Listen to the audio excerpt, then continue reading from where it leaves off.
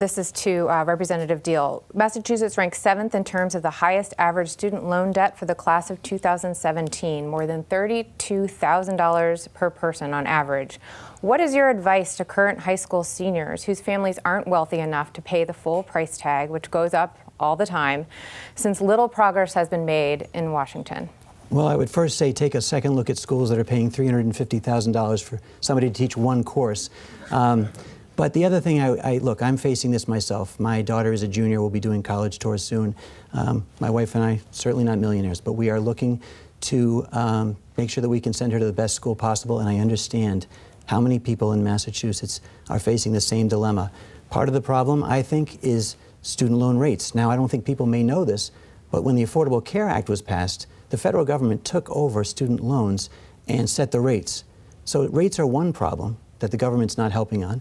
But the other problem is that you've got colleges that are charging an exorbitant amount to go there. And when government is the guaranteed payer, that means there's no incentive for those universities to drive down costs. To me, the free market of competition helps drive down the cost. And the other thing, too, I would just add is that I think colleges should be rated on job placement. You know, there's so many people graduating college with degrees that I don't necessarily think are aligned with the workforce and the needs we have right now, to the point where we're providing, visas, work visas to people from other countries to come here and take jobs that I think our kids should be lined up for.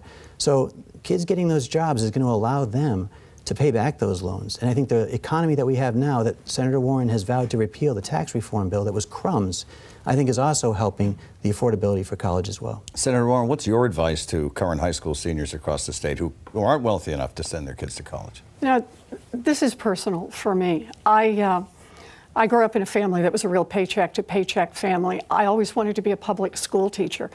And the only way I could do that was a 4-year diploma. And we didn't have the money for me to apply to college, much less to send me off to college. It's a very twisted bunch of steps to get there, including dropping out of school at 19 and getting married.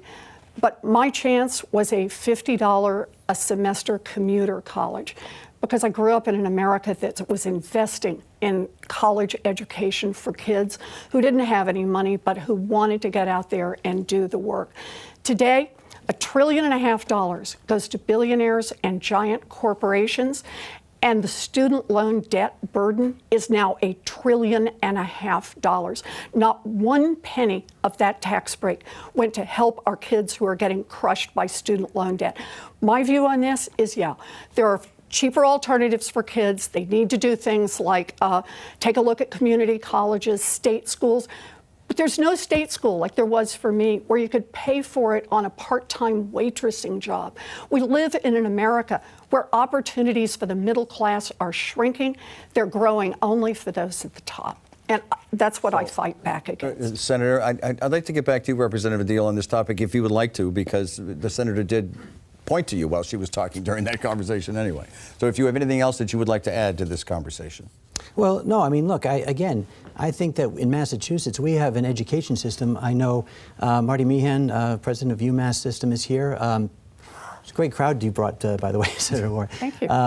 The fact is, the University of Massachusetts system is doing a fantastic job of providing opportunities for our schools, aligned with the high school graduates with the curriculum they need.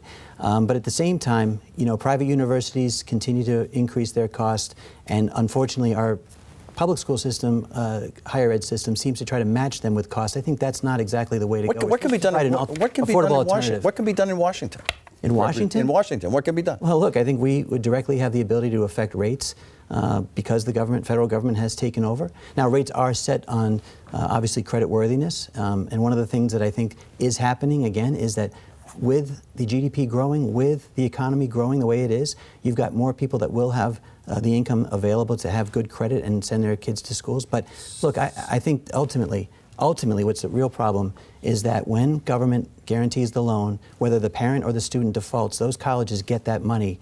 And I think that they need to be more accountable to what they're charging. Senator? So what we could do in Washington is we can reduce the student loan debt burden. And in fact, that's something I've now done. I've managed to get about $700 million put in so that we can reduce the student loan debt burden for teachers, for firefighters, for police officers, for people who want to stay in public service. Yeah, it's not nearly as much as we need, but it's something I fought for and delivered in the right direction. But look, all of this about numbers, it's about our values. The Republicans think, give $1.5 trillion away to billionaires. I think we ought to be investing that money on our young people who are trying to get an education. That's how we build a real future. I'm glad that Marty Meehan is here, but one of the problems he faces is without enough investment in public education, families and loans have to pick up too much of Representative Deal, we've just got like 30 seconds, then we're going to get to the closings. There's but a go little ahead. bit of fairness, though, that I just want to mention here, and that is, you know, there's a selective service bill I've filed. Men in this state, about 1/3 of young men who have to register after the age of 18, between 18 and 26, they don't go on to college. It's about 1/3. So when you say the government should just provide everybody loans, you know, there's some people that don't want to use colleges as the next step. They want to get into the trades, into the unions. And I think that, you know, you can't just give away other people's money all the time. That's another fallacy about what governments, you know, should and should not do. All right.